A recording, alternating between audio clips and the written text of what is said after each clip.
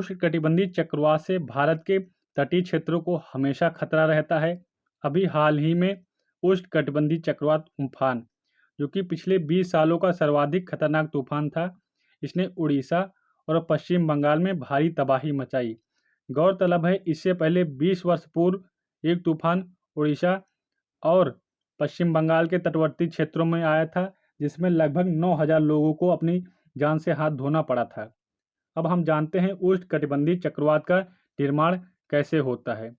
सबसे पहले जहां पर समुद्र का तापमान 26 डिग्री सेंटीग्रेड से 27 डिग्री सेंटीग्रेड तक होता है, वहां पर उष्णकटिबंधीय चक्रवात का निर्माण होता है। ये भूमध्य रेखा से दोनों ओर यानी कि 30 डिग्री उत्तरी अक्षांश से 30 डिग्री दक्षिणी अक्षांश के क्षेत्र में निर्मित होते हैं।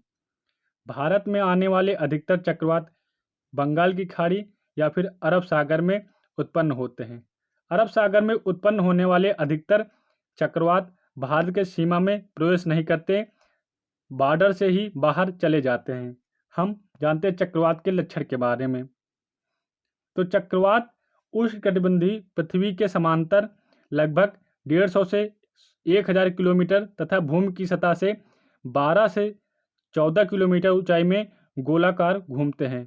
आपको मैं बता दूं कि ये गोलाकार घूमते हैं, इसीलिए इन्हें हम चक्रवात बोलते हैं या फिर इंग्लिश में साइक्लोन बोलते हैं। इनकी गति कुंडली के आकार की होती है, यानी कि रिंग के आकार की होती है। चक्रवात एक धुरी केंद्र के चारों ओर गोला चक्कर काटते हुए उत्तरावर्त में आगे बढ़ते हैं। इनकी धुरी में न्यून दाब बहुत कम होता है और बाहर की ओर सर्वाधिक दाब पाया जाता है। इनके दक्षिण में आगे के हिस्से में समुद्र की लहरें सर्वाधिक ऊंची होती है। इनकी ऊंचाई से ही आप इनके विभीषिका का अंदाजा लगा सकते हैं। इनकी ऊंचाई सर्वाधिक लगभग 50 से 100 किलोमीटर तक होती है।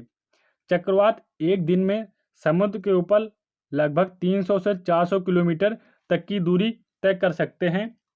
चक्रवात का धुरी में वायुमंडलीय दाब जितना प्रचंड होगा, जितना कम होगा, चक्रवात उतने ही प्रबल और खतरनाक होते हैं। बढ़ते हैं आगे। चक्रवात के नाभिक या फिर नाभिक के केंद्र में हवा का वेग अत्यंत कम होता है। इसे हम चक्रवात की आंख भी बोलते हैं। इस आंख की त्रिज्या अगर चक्रवात कम विशालकाय है तो लगभग 30 से 20 किलोमीटर तक और सर्वाधिक विशालतम चक्रवात की त्रिज्या 40 से 50 किलोमीटर तक हो सकती है। बंगाल की खाड़ी और अरब सागर में प्रतिवर्ष औसतन 5 से 6 चक्रवात बनते हैं। अरब सागर की तुलना में बंगाल की खाड़ी में सर्वाधिक चक्रवात बनते हैं। उम्फान तूफान भी बंगाल की खाड़ी से ही निर्मित हुआ है। पूर्वानुमान और चेतावनी प्रणाली। किस प्रकार भारत का मौसम विभाग इस चक्रवात के बारे में चेतावनी देता है, तो हम पढ़ते हैं इस वीडियो में। तो मौसम विभाग विभिन्न माध्यम से चक्रवात के बारे में जानकारी एकत्रित करता है। वो अपने सेंटर, जिनमें शामिल है कोलकाता, भुवनेश्वर, विशाखापट्टनम, चेन्नई, मुंबई और अहमदाबाद, इन 6 प्रमुख केंद्रों से चक्रवात के बारे में, उनके विभिन्न चरणों के बारे में जानकारी एकत्रित करता है और उसके बाद ऑल इंडिया रेडियो या फिर अन्य माध्यमों से जनता के तक पहुंचाता है। चक्रवात की चेतावनी मौसम विभाग 3 भागों में करता है। सबसे पहले, यदि समुद्र पर चक्रवाती विक्षोभ उत्पन्न होने की स्थितियां विकसित हो रही हों तो प्रारंभिक चेतावनी दी जाती है। दूसरी चेतावनी, समुद्र तट के साथ प्रारंभिक मौसम आरंभ होने के 24 घंटे पहले चक्रवात संकट सूचना की दूसरी चेतावनी जारी की जाती है। और तीसरी अवस्था में चक्रवात के भूमि के टकराने से पूर्वानुमानित समय से 48 घंटे पूर्व चक्रवात चेतावनी जारी की जाती है। बंदरगाहों, समुद्र तटों और समुद्रों से मछुआरों को खाली करवाया जाता है और उन क्षेत्रों में जहां पर भारी बसावट है, वो चक्रवात के चपेट में आ सकते हैं, तो उनको भी खाली करवाया जाता है तीसरी अवस्था की चेतावनी जारी करने के बाद। चौथी अवस्था में जब चक्रवात भूमि से टकराता है तो उसके परिदृश्य की जानकारी देता है मौसम विभाग। इसके साथ साथ तैयारी क्या करता है ताकि आपदा को कम से कम जानमाल की हानि होने से कम किया जा सके। तो सरकारी संगठन, सामुदायिक और निजी प्रयत्नों को संकट काल में तुरंत एक्टिव यानी प्रभावी तरीके से सक्रिय कर दिया जाता है। इस तैयारी के अंतर्गत संकट के न्यूनीकरण, बचाव और राहत के सभी कार्यों को शामिल किया जाता है। यानी कि हम बोले तो तैयारी 3 चरणों में पूरी होती है।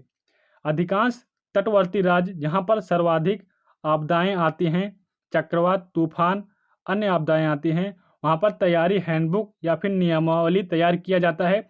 उसी के हिसाब से चक्रवात से निपटने के लिए तैयारी करते हैं वो सभी राज्य, जिनमें चक्रवात खतरे के मामलों में विभिन्न संगठनों के कार्यों को बताया गया है।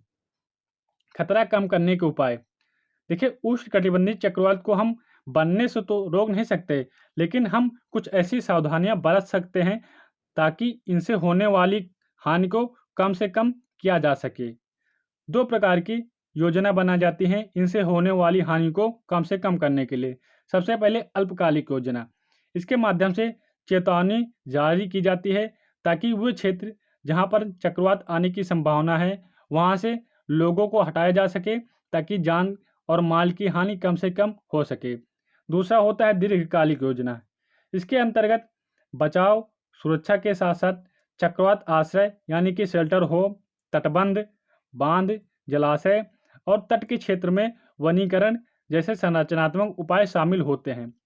संवेदनशील समुदाय यानी कि वो समुदाय जो चक्रवात से अक्सर निपटते हैं, उनमें जागरूकता का निर्माण प्रदान करना, उनको प्रशिक्षण करना ताकि वो चक्रवात के मौसम में कैसे अपने आप को और अपने घर बार को सुरक्षित कर सके, उनका बीमा करना ताकि उनको अपने भविष्य के बारे में अधिक सुरक्षा मिल सके।